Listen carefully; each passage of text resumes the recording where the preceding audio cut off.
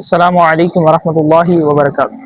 ناظرین کرام، نہایت ہی اہم موضوع پر بات کر رہا ہوں، لیکن آج کا دن بہت ہی خوشی کا دن ہے۔ آپ سبھی کو عید الفطر کی خوشیاں بہت بہت مبارک۔ ناظرین کرام، ہم چاند دیکھتے ہی عید الفطر کی خوشیاں تو مناتے ہیں، لیکن چاند دیکھ کر جو ہمارے پیارے آقا مولا صلی اللہ علیہ وسلم نے دعا فرمائی تھی، ہم وہ دعا ہی نہیں مانگتے۔ ہم اتنی خوشی میں مگن ہو جاتے ہیں کہ ہمیں دعائیں یاد نہیں رہتی کہ یہ جو عید الفطر کا مہینہ آیا ہے، یہ برکتیں والا مہینہ ہے۔ اور جو پچھلا مہینہ گزرا تھا ماہ رمضان مبارک کا، الوداعی ماہ رمضان، ہم نے یہ بھی نہیں سوچا کہ ہمارے اوپر جو رحمت برس رہی تھی وہ ہم سے اٹھ گئی، اور ہمارے اوپر جو برکتیں برس رہی تھی وہ ہم سے اٹھ گئی۔ ہمارا یہ عالم ہے کہ ہمیں یہ احساس بھی نہیں ہوا کہ ماہ رمضان مبارک کا جو مہینہ گزرا ہے، نہایت ہی ہم پر افسوس ہے۔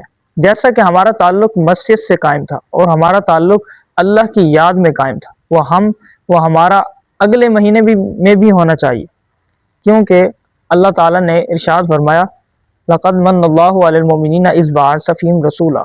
ہم نے اگر تم پر احسان کیا ہے تو مصطفیٰ صلی اللہ علیہ وسلم کی وجہ سے کیا ہے۔ یہ خوشیاں، یہ عید الفطر کی خوشیاں اگر ہمارے یہ مقدر میں ہیں تو یہ سب مصطفیٰ کی وجہ سے، نبی پاک صلی اللہ علیہ وسلم کے آنے کی وجہ سے۔ سب سے بڑھ کر خوشی تو ہماری یہ ہے کہ عید